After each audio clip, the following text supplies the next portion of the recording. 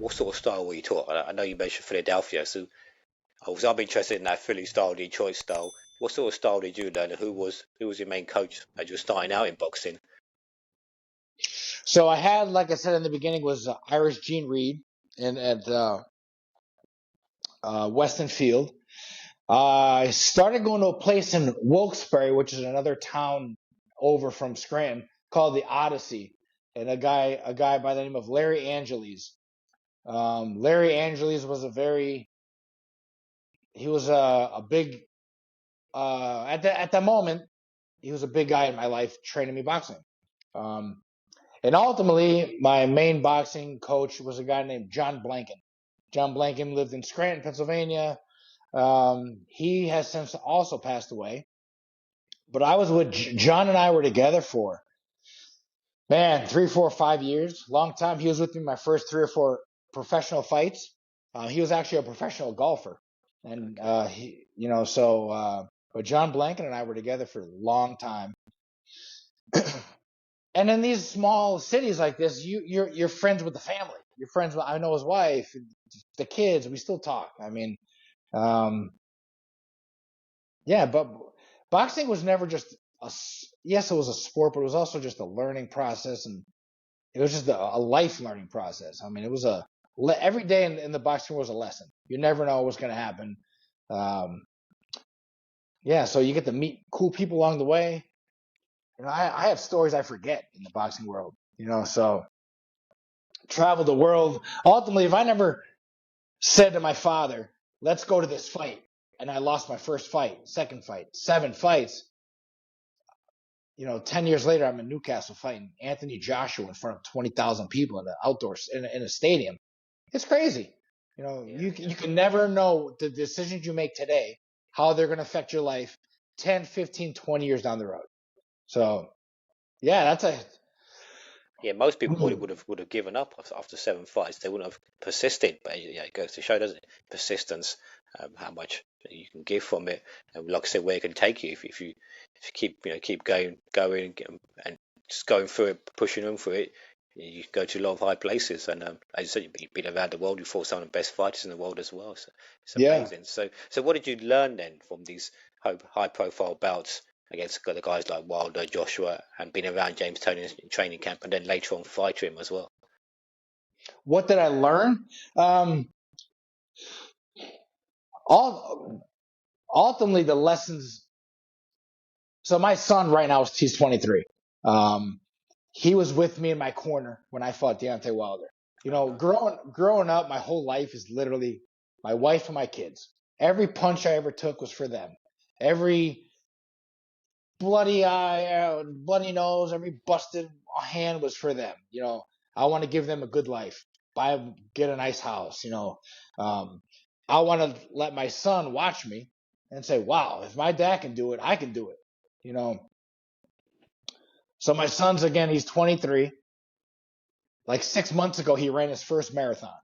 So he's running the marathon like 14, 15 mile. He calls me up. He's like, "Dad, I'm cramping." I'm like, "All right, bro. What do you want me to do? What do you want me to do?" Nobody can help you. You're on your own.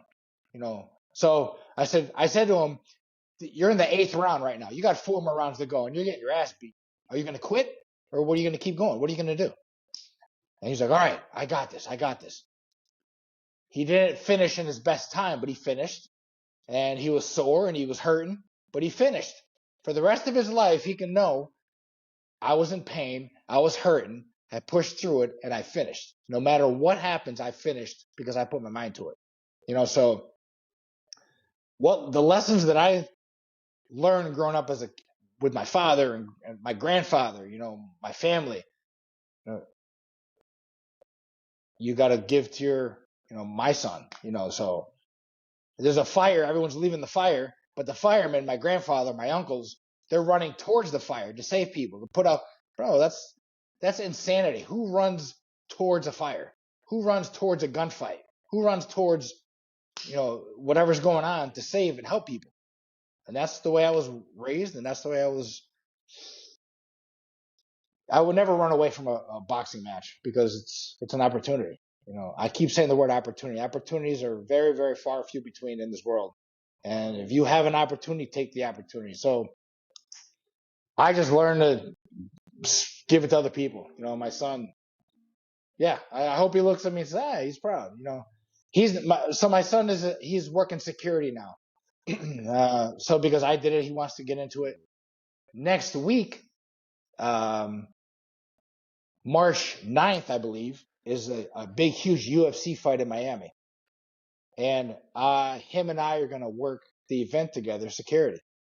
It's going to be the first event we're working together, and I'm super excited, super pumped that I'm going to finally have the opportunity to work with my son like that. So Yeah, it's it's cool. creating memories, isn't it?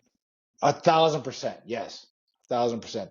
So the lessons I learned is just passing it on to other people, other fighters.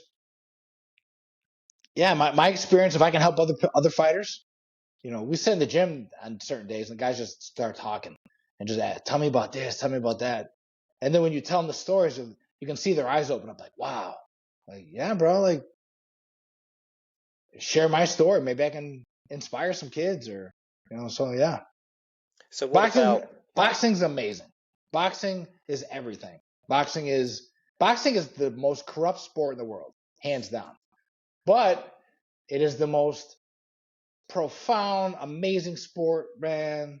The experience I've had in the boxing world is I can never get them anywhere else except for in the boxing world. It's been amazing. Yeah, it's been incredible. so I also know you were sparring with the likes of Tyson Fury and Wladimir Klitschko. So how did those sessions contribute to your growth as a boxer? And you mentioned memories and experiences. What was it like being in training camp with those two world champions?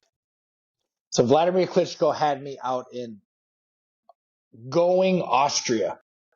Of all the places I've been in the world, that is my ultimate spot that I would want to go back to, because I get very homesick. When I'm gone away from my wife and kids, I'm homesick and I want to go back home.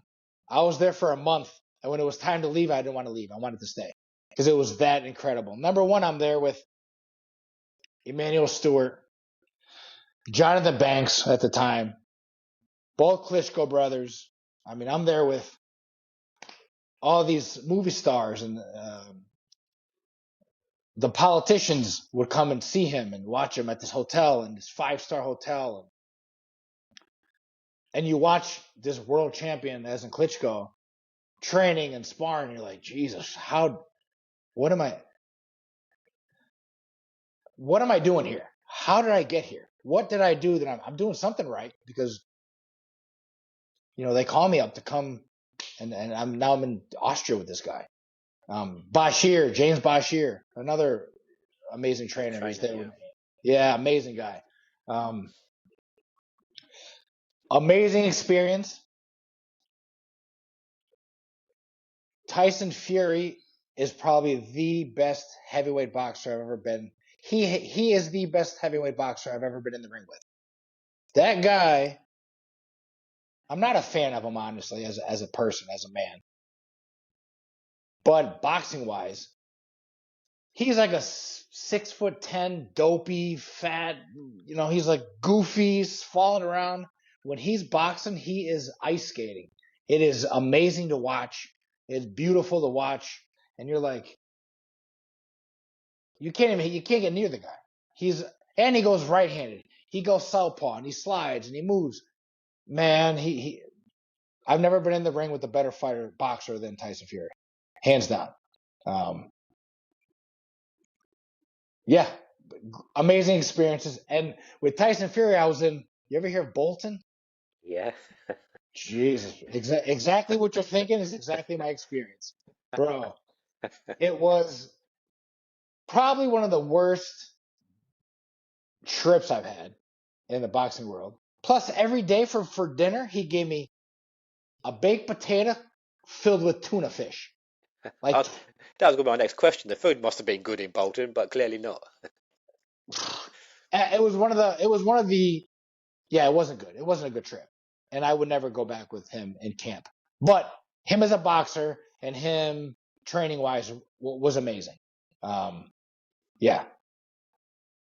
So they're So great experiences. And I have on, what's his uncle's name who trained him for a long time? John Peter? Fury, Pete? John Fury, Peter John. Fury, yeah, Peter Fury, Yeah, yeah. Pete. There's a video on, I have a LinkedIn. I actually posted on my LinkedIn. I was getting ready to fight the White Rhino, David Allen, and they asked Tyson about, hey, what do you think about Jason Gavern? Tyson like, he's a bum, he sucks, but he has great teeth. And they're like, yeah, we love his teeth. And I'm like, oh man. So just to have Tyson Fury say, hey, he's got great teeth and whatever, he's a cool guy, whatever.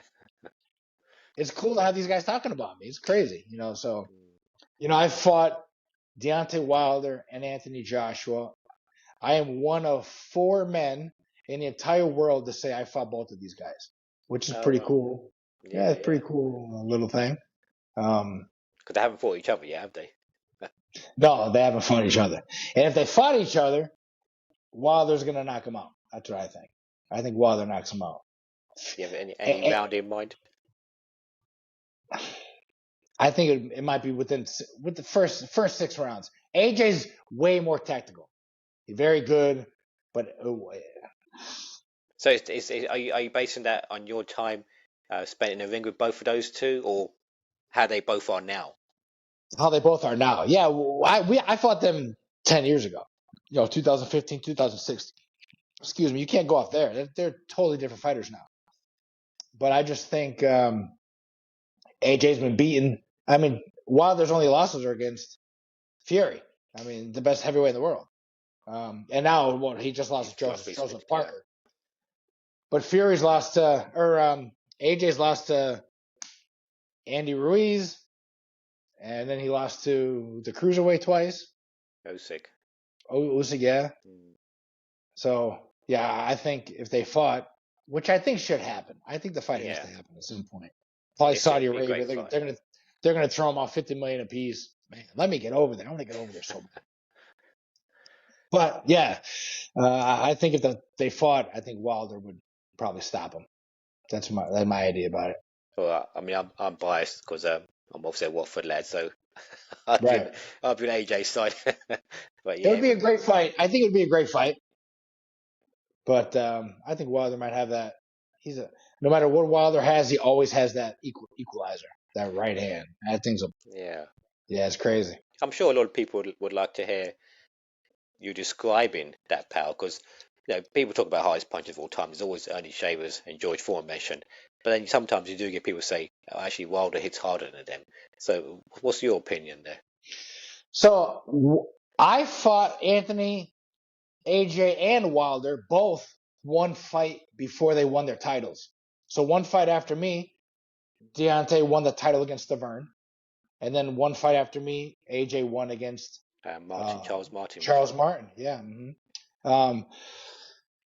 So when Wilder fought me, he wanted to go the rounds. I took the Wilder fight on 6 days' notice. I was in Pennsylvania, sitting at a bar, drinking a Yingling lager and having wings at a bar, and I got the phone call to fight Wilder.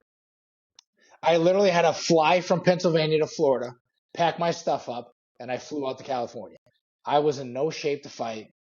Again, it's about opportunity, So he knew he was going to fight Stavern the next fight, so he wanted to go rounds. He wanted to go. He's never been past 4 rounds before up to this point. So in my mind, I wanted to take him past the 4 rounds. The fight was at the StubHub in California. It was outdoors.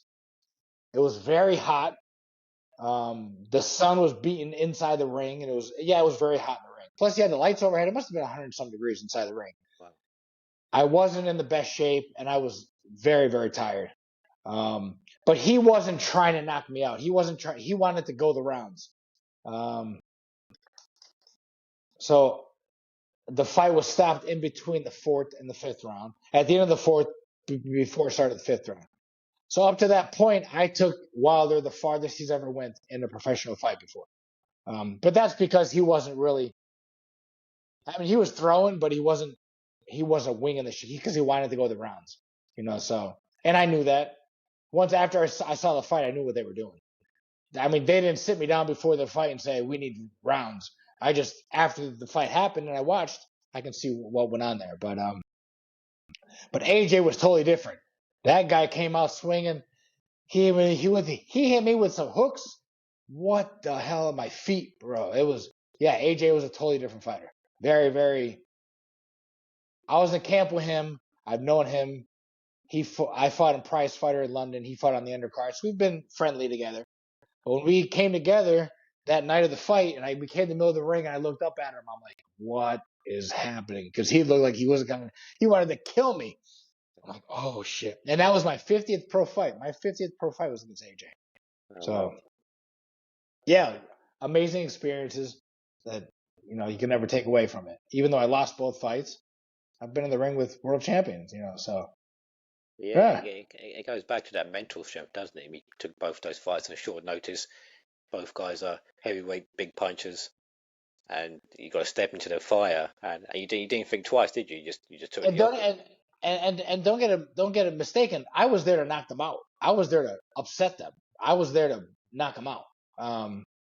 It just when they're in 10, 12 weeks of training camp, and I'm having wings and a beer, and then I fly to London, it's totally different.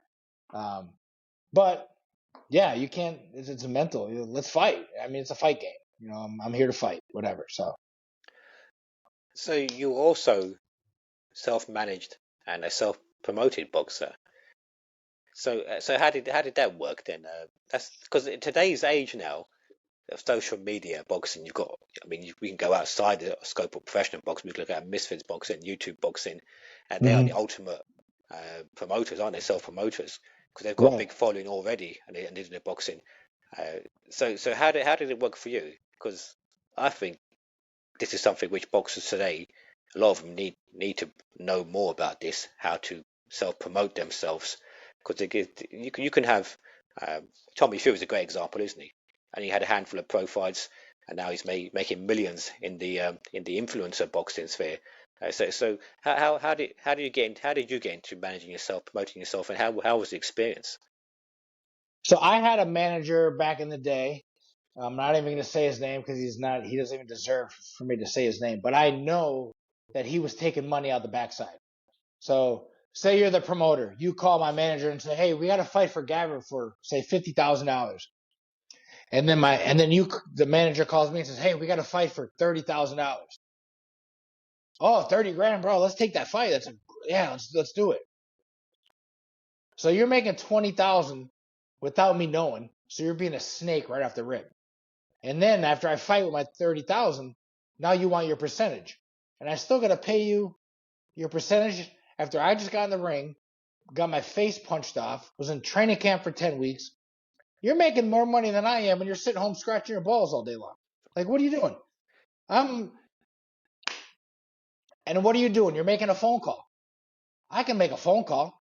So I literally would go on BoxRec, and I would go under the schedule, and I would say, at this point, I fought. I fought all over the world. I was signed with Sauerland event in Germany. I was with them for a long time. I've been, I'm known in the game. They know who I am. I was with Povetkin in Russia, so I'm known. So I would go on BoxRec myself, and I would look at the schedule, and I would call the promoters, whatever number was there. Hey, you know, plus I had other matchmakers that I knew that would call if they're looking for a fighter. I'm available. Call me, and then I'll give you whatever percentage because you matched the fight. You got the fight for me. So why should I have a guy make one phone call and I got to give you 20, 30%? So I'm making 100 grand. I'm giving you $30,000 to pick up the phone and call somebody? No, I can do that myself. What are you offering me? It's different if I'm a top fighter and I have a manager and they're getting me sponsorships. I'm making 10,000 a month on sponsorships or getting all these deals or whatnot. But my manager was literally just making phone calls. He wasn't doing nothing for me. Why can't I do that myself? So that's what I started doing. And the fight when I fought in London, a prize fighter, they say you get way more with honey than you do with vinegar. It's 1,000% true. Every fight I go to, if experience I have, every camp I go to, I am the most polite, super easy to deal with. I never have caused any drama. I'm always professional. When they say be here at 3, I'm there at 2:30. If your flight is at 4 o'clock, I'm there at the airport at 1 o'clock. I'm very professional, and that reputation, they know who I am. They know what I'm about. So when my name is out there, oh, we know Gavern. He's great. We have never had a problem with him, and that fit into my role as trying to manage myself. I was getting to the point where I was calling Fox Sports and setting up interviews. I would come into the studio and just setting it up, doing it by myself. I was doing everything by myself. How did that affect your training time then? It didn't affect my training time really. Okay. I moved to Orlando in 2006, and all my training camps were in South Florida, Fort Lauderdale, Delray Beach, Boca, Miami. And during that time is when I would boxing. South Florida has huge boxing. Even now, a lot of boxing down there. And now you got American Top Team with the UFC. A lot of big UFC gyms down there, MMA gyms down there. So there's a lot of managers, a lot of all these people in the area, but they know who you are just by your name. Your name, your reputation.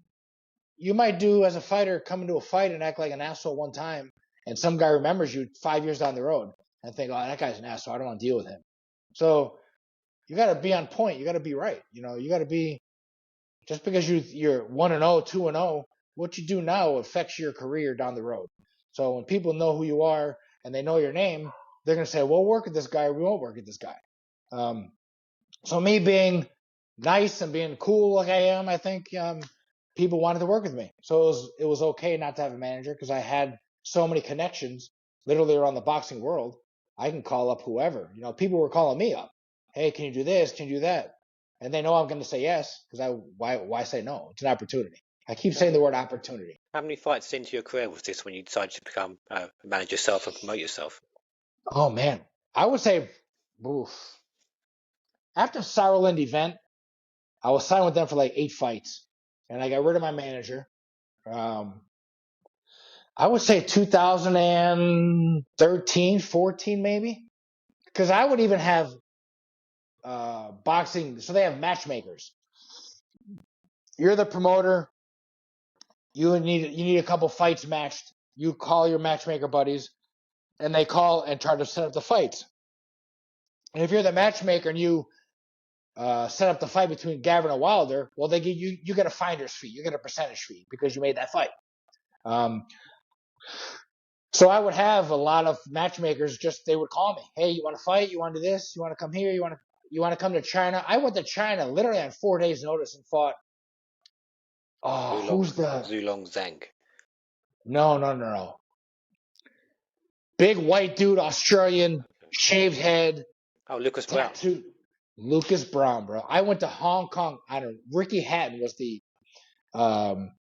promoter. 4 days. 4-day. I'm like, all right, I'll come to fight, but I want to stay. I think I was there like 10 days after the fight. I'm going to stay 2 weeks after the fight, and you're going to pay all expenses paid. Okay, no problem. So I took a 2-week vacation. I didn't go there. It was like a 30-hour flight to get to China. But that's because they called me and I said yes to the fight. But they called me. Once you get your name out there, people call you. So how do you prepare? You've got 4 days to fight, 4 days notice. How do you prepare? There's no preparation. There's no preparation for a fight like that. So how does that affect your mental strength then? When maybe you haven't had a camp. As a full-time professional fighter, you're in camp all the time. You should be in camp all the time.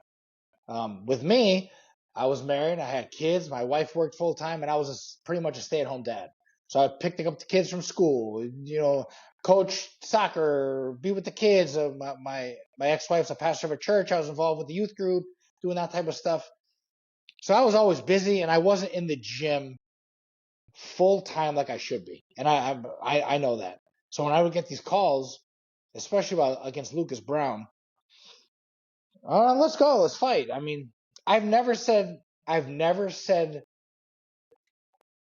pulled out of one fight my whole career. I was supposed to fight Andy Ruiz December 5th, 2015. And the week of Thanksgiving, I ruptured my left Achilles. And I had surgery, and that's the only fight I ever pulled out of ever. So when they know that, they're going to call me from China. Gavern will take the fight. We know he'll take the fight. Okay, this is a last minute fight. This is the monies I want, and I'll show up to the fight. So mentally, it's a fight. It's like getting on a bike. I'm going to ride a bike. 20 years from now, if I never ride a bike, I get on a bike, I know how to ride a bike. It's just fighting. You got to deal with the jet lag and not being prepared physically, but ultimately it's a fight, so. But there's being in fight shape and there's being physically fit. Absolutely. 1,000%. Yes. I'm always physically fit. But like you said, there's being in shape and there's being in boxing shape. It's two totally different worlds, especially when you're flying 30 hours and you have a 12-hour time change and you have no idea, your sleep is messed up. You're eating not right, good food. You just go in there just to go. And you're going there to save the show. You're going there to save the card because they need a fighter and you're getting paid this money to go in there and fight. And it was a great fight. So what is your mindset when you get into the ring to fight? Are you thinking, I'm going to go in there because I'm not in the best shape fighting wise. I'm going to go try blast him out within 3 rounds, or am I just going to fight in the back foot and make this last as long as I can? How does your mindset change because you haven't had a full training camp? It all depends on the first 30 seconds of the fight. If you want to come out swinging, okay. You want to go? Okay, let's go. Or if we just take a time. But he knows too. He knows I was there on 3 days' notice. They know that. So mindset doesn't change. It's a fight, and I'm going to win the fight. Every fight I was in, I've had 57 pro fights now. Every fight that I've been in, I'm going to knock you out in the first round. I mean, obviously it doesn't happen, but that's my mindset. I can't go in there and think, oh, I'm just going to be careful. No, bro, I can't do that with Wilder. He's going to decapitate me. This guy's going to take my head off. I can't go in there with Alexander Ustinov in Kiev, Ukraine. He's 6'8", 318 pounds. I can't go in there and say, oh, I'm just going to, bro, this he'll eat me. I mean, you got to be a badass and fight. I can fight my heart out for a minute and get knocked out. I will never not fight you. You're going to know you're in a fight with me. Whatever. You're going to know you're in a fight with me. I'm not going to go in there and just lay down ever. Whether it's a 1 day notice or a month notice. It's a mindset. It's a mindset. It's a mentality. 1,000%. Yeah. It's just life mindset. I mean, I'm a police officer. I'm going to show up at your house. I'm already on the defensive a little bit. I got to watch, the way I drive. It's a mindset. Okay, this is not going to happen to me. I'm going to go in the ring and I'm going to fight you. I'm going to punch you in the face as hard as I can. Yeah, it's a mindset. I mean, you're just a man. I'm a man. We both bleed red blood. You have a heart. I have a heart. Let's go. That's all it's about.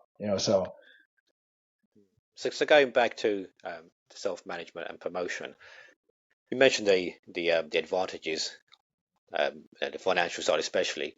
But so what were the disadvantages? I'm guessing there's going to be some boxers watching this, looking at this, saying, "Yeah, I should just give it a go myself. What do I need a promoter or manager for?" So what are the disadvantages? I wasn't okay. So if I'm a gold medal winner or the bronze bomber, you win you have a big name coming out of the amateurs going in the pros. I really didn't have that. I was just a normal. I had no idea the business of boxing when I went pro. I had no idea whatsoever. Manager, promoter. I just signed with this guy, Goose and Tudor, and that's how we started. I had a promoter forever. I never had a manager. I always had just a promoter. I didn't understand how it works. And I think there's some guys out there who are super, super good, but then they get with the manager and the manager just sucks the life out of them. And they take all your money. I mean, you hear these stories with Tyson and Don King, and they stole millions and millions of dollars. And I've never had a big money fight. I've never been paid a lot of money to where I need a manager. In my mind, I'm getting paid just chump change, really. I'm not getting paid a lot of money. I mean, you have these guys making millions and millions of dollars. You need a manager. You need financial people. You need at least people letting you know what to do with the money, where you're going, what you're doing. I was never at that level. Yes, I fought Joshua. Yes, I fought Wilder. Yes, I was top 10 in the world. I had a WBC title. I beat Manuel Quesada for a WBC title, whatnot. But even at that, I still wasn't on that level where I never had people calling me up looking for sponsorships. And we want you to, it was never like that. It was just,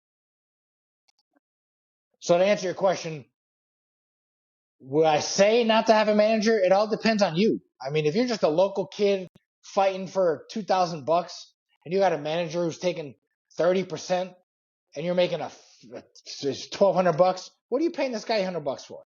It's totally different, that level, compared to $1 million.